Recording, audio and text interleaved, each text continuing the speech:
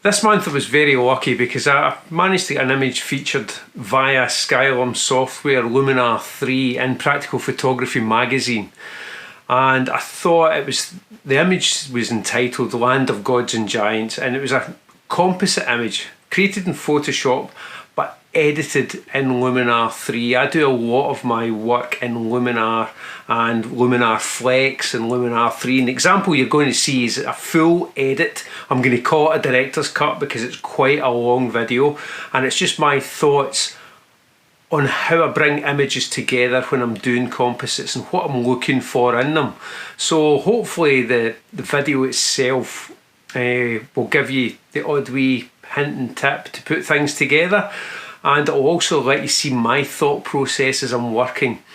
I brought all the images together in Photoshop and I built up the layers via Photoshop, and then I used the Luminar Flex plugin to finalise the image. I do all my tonal work, my hue, saturation, luminance, curves, autumn effect, everything I do with the Luminar products. So what you're going to see if you watch the entire video, it is a long video, it's a director's cut as I like to call it for this one. It's about a 20-minute video, but it's showing you my thought process in putting images together, and also how I edit the images to get the final look. I'll put time codes at the bottom because I'll look at various things within it. I'll look at the selection process, what goes through my head when I'm selecting images for composites. I'm reading it from this. I then look at using brushes. I then look at Photoshop, the layers, building them up. I'll go into Luminar Flex, the plugin itself, so that you can see how I edit. Long video, but hopefully you'll pick something up from it.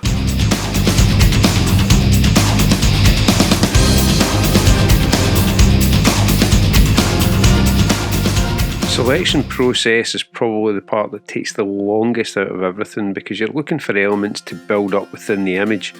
Here, I've taken the sky because it's got a dramatic sky. I've taken some of the rock face here to give me a wee bit of distance in the image, and I've also taken myself to give some scale. There's many ways to cut round objects. The pen tool is a brilliant way to do it as well. Very quick, very effective. Just for these images here, I chose to mask the area and then use a brush, soft round brush with a hardness set around 47. It's normally around that, just so that it creates a softness in the edge but also gets rid of everything that I need quite quickly. And it's just building up the image here, and it's just taking your time. As you can see, I've sped this area up. It's just taking your time to get the image to where you need it to be before you start compositing everything together. The brushes, and for the grass, I need to take the edge away here, so I need it so that it doesn't look repetitive and your eye isn't drawn to it while you're editing. So I'll go in within the brushes and I'll adjust the jitter, the spacing, and I'll make sure that the brush itself randomly moves every time I paint. If I paint in a straight line, it will stay the same until I release the brush, and then it will start to change. You can see it here, it's beginning to, that's me just clicking along, and you can see that it's taken out bit by bit. Take it down in size because it's leaving too much of a mess here as well. It is, again, everything about this, but it does take a wee while, and there is quicker ways to do it. But if you enjoy the editing side of it, like I do, I don't mind doing all this, because you're actually building an image, you're building a creation that doesn't exist from areas and photographs that you have taken. So I find it quite therapeutic doing this as well. You'll see here, slowed down a wee bit.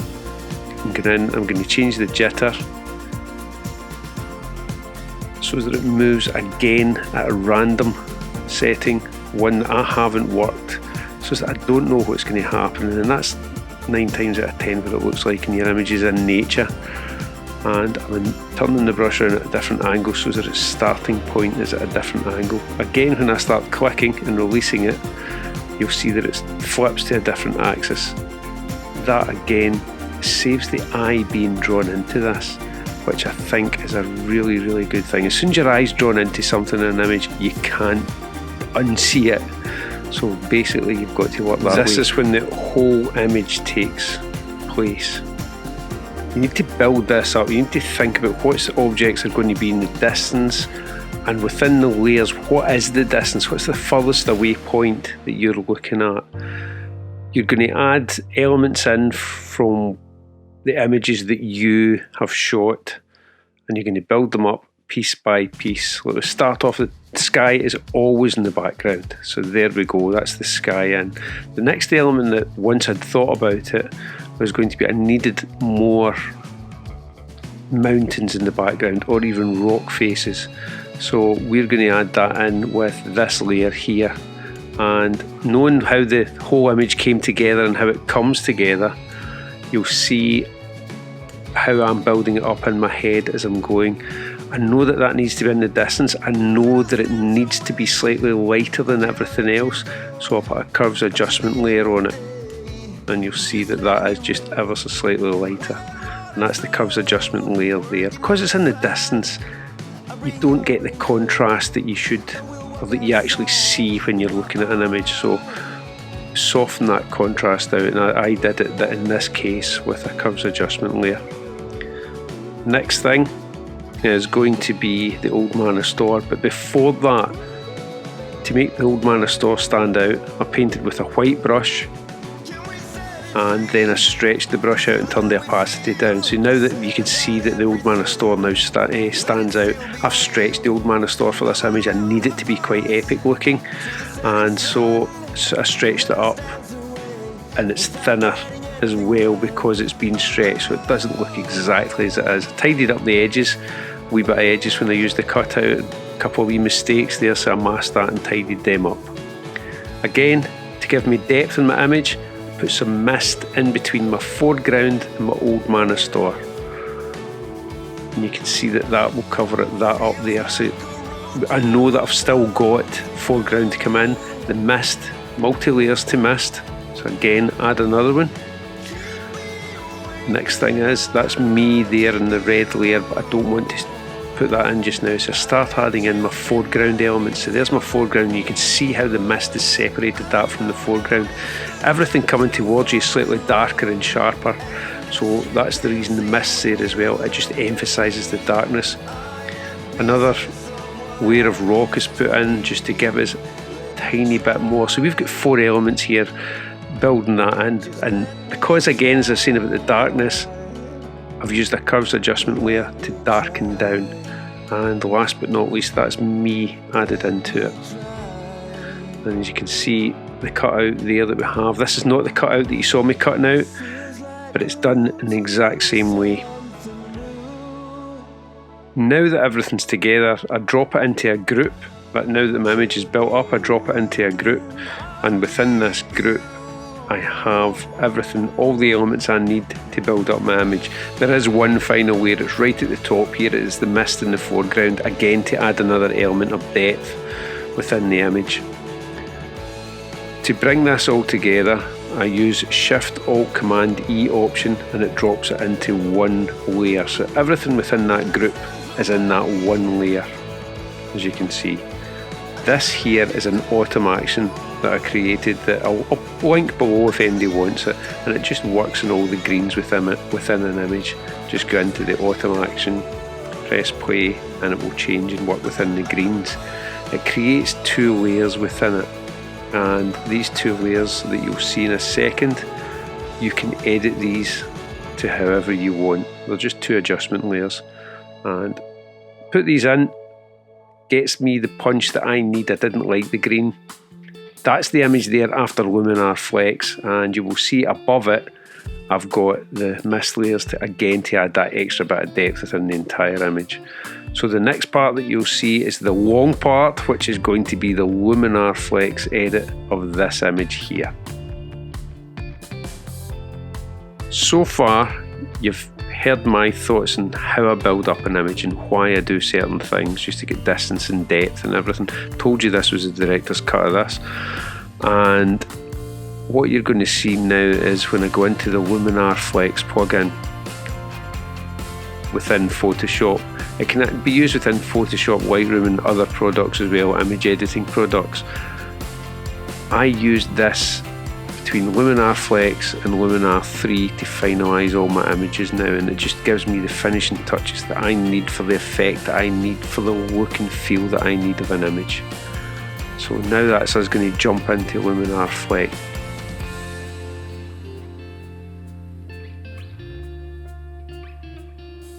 Okay, so that's us now getting into the Luminar Flex panels, and the first time you open it up, you'll notice all the panels down under Image Aware. You have to close these down just the first time you open it. After that, each time you open it, and depending on what panel structure you're going to use, everything will be fine. So as you can see here, you've got relight and colour, intensify, drone and aerial, film lab, so on and so forth. I'm just going to work with the Image Aware, and one of the first things that I'm going to do, one of the first things that I always do within an image, because that helps balance out the image, if there's a lot of sky in here, I will enhance the sky, because that will set the mood and theme for the rest of the image. Then I'll go into the Accent AI filter, which helps give the image that tiny bit of pop that I need. After that, I may jump between anything here, add a new filter, go in, I'm looking for certain effects here, the hue, saturation and luminance, because again I've got a thing about the blues in an image and I like to pull them back ever so slightly. So I'll pull the saturation back, then I'll go in and pull the luminance back, and it suited this image even more to do this, although it's something that I usually do. I wanted that kind of dark, ominous feel to the image. And the reason I edited this image in such a way, it's just the first time I ever went to the Old Manor store, I was just in awe of the scenery, and hence the reason it looks the way it does. Next thing we're going to do is we're going to add a wee bit of structure into the image. Take it up to 100, you can see how destructive it is. It's just subtlety is the key with this. So I'm going to take it to around here just to see what it does. And remember that this is affecting, the structure affects the entire image, so it's affecting the sky as well. You may not see the difference when I flick it on and off, and flick the layer, the filter on and off, but believe me, you can see it when it's being edited. So what I'm going to do is I'm going to use the brush tool and paint out the areas that I don't want to affect. So in this case I'll be using the erase tool and painting in the sky. Paint away here, knowing that we've got a feather set up, so it's going to bleed onto the images with the area of the images with the structure, but actually I don't mind that because it means nothing. Everything will look subtle. You can see they're using the mask, but I've painted. The mask is everything that's kept, and what you can see coming through is everything that's disappeared. So it's a case of, if you look at the structure icon, again, white reveals, black conceals. So everything that's in black is back to my sky enhancer, my Accent AI filter, my hue, saturation and luminance, and only the structure has been left added to the foreground elements in the Old Manor store itself. Brush sizes, just take them up and down using the sliders, and you'll see now that I'm getting more and more accurate results. I'm just going to go in with fine detail and just paint to the edges, just in case anything shows up should this ever be printed. Take the brush up, just let it bleed. I want the foreground elements to stand out. That's why I've added the structure, and I know that the Old Manor store is in the background, but it's such a part of this image, a strong part of this image. In fact, it's the main part of this image. That's why I need the structure to be added, and I'm just going back in and painting some elements back in as well.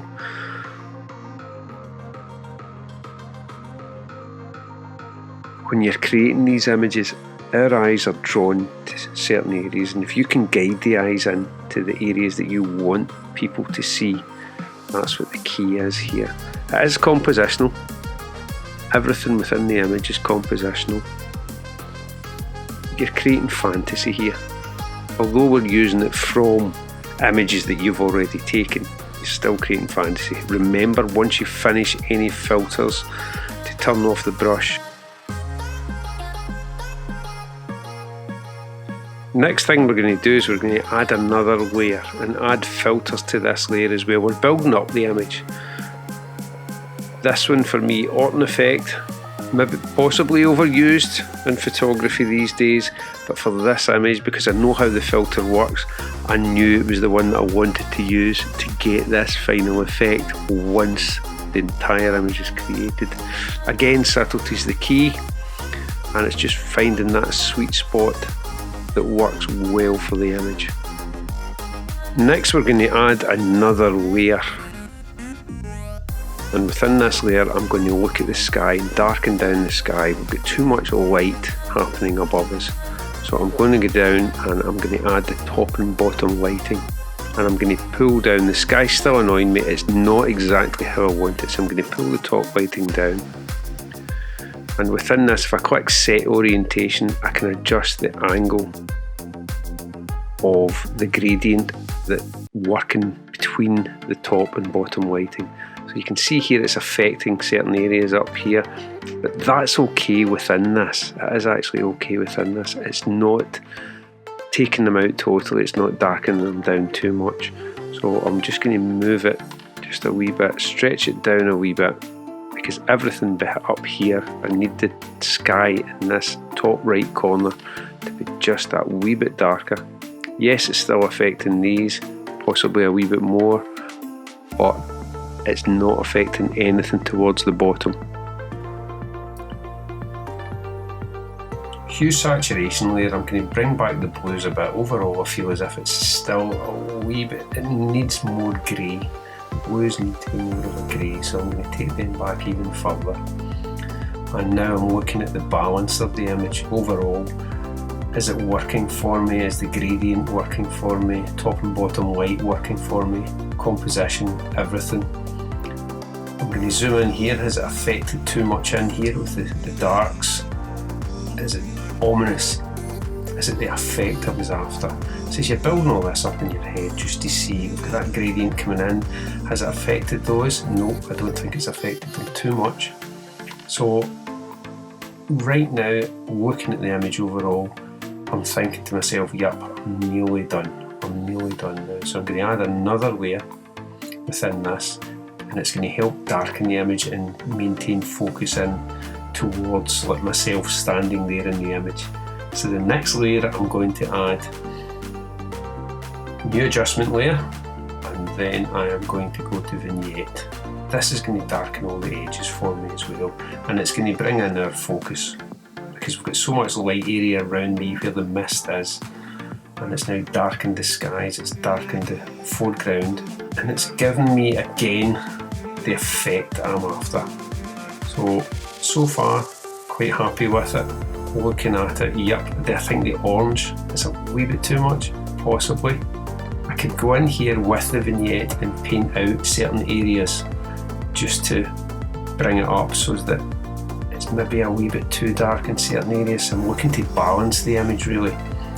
Take some out there, quite happy with that. Paint it back in. This is just at the final stages of the image, so we're just kind of looking to see how it's all going to come together. A wee bit there I've missed, and as you can see that area there I've missed as well. So that means that the vignette's applied, the red meaning it's applied to the entire image. So remember to turn off the brush each time you come out of a panel. Zoom in here, everything's there, yep, looking quite sharp. One more adjustment layer. And with this adjustment layer, I'm going to pull back the oranges. What I'm going to do is the oranges, pull back the oranges on the grass around the front of the image. So what I'm going to do is I'm going to get back in, I'm only wanting to affect here. I want to pull back the vibrancy of it, and I can pull back the vibrancy or anything. So what I'm going to do is invert the entire mask, and you'll see the original image before I added the hue saturation and luminance layer. So that's it, the vibrancy's back up. I want to pull back the vibrancy and the saturation just in my backpack. So what I'm going to do is I'm going to just paint it over the backpack, and it will pull back the vibrancy of it. Take the saturation down, saturation of luminance down, and just darken it down just a tad, leaving the rest of the image. So you can see where I've painted there. The mask shows you exactly what you've applied that panel to. Everything else sitting where it should. What I've done is I went back in and added another vignette just to darken it once more. Just looking at the balance, everything here, quite happy with this one now. It's darkened it, it's given the effect, the final overall effect that I'm after. Invert this, I just want to darken this area. So if I go mask, invert, and I just use the brush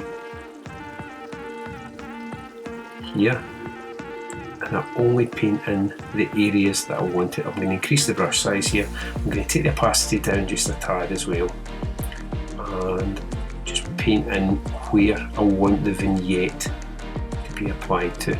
It is just mainly this back corner here, just to darken it down ever so slightly, balancing out the full image. Turn off the brush, close the panel. Okay, here's the before and after. So that's how the image came in. That's how it came in there. That's after the edit using Luminar Flex.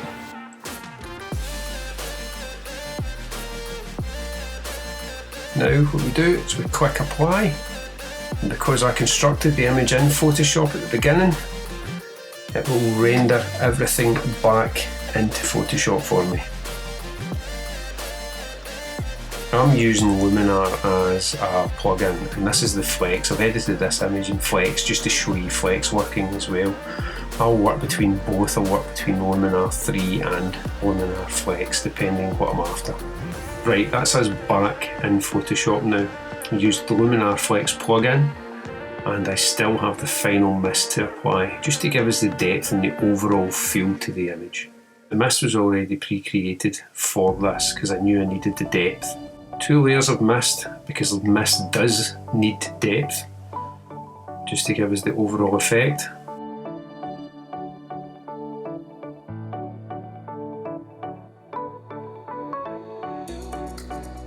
Well, I did say it was going to be a long video. That's how I work in general. I do a lot of composite work, and I enjoy doing the composite work. If I can't get out shooting, as I said in previous videos, photography is my addiction. So if I can't get out to shoot, I will look through my images and I will pull images together to create something totally new. In this case, I've used all the same images from the same location. Other ones I'll bring in different images from different locations. I enjoy doing it. I get a right big kick out of it, and it lets me create worlds that really don't exist, but they're still possibly good to look at and good to be a representational image. Hopefully you enjoyed the video, and hopefully you saw how I work, and hopefully you'll think about downloading Luminar Flex. On my Instagram account, now and again I'll put up really quick speed edits of images I've done. Some of these images can take anything from, I'm racing myself at the moment, 15 minutes to create, to 2 or 3 to 4, 5, 6 hours to create a final image. I'm working on a big one just now, which has taken me days and days. But that one I won't show you the edit of that one because this video has been long enough. So hopefully you got something from it, and hopefully you'll tune in for the next videos, and thanks again for watching.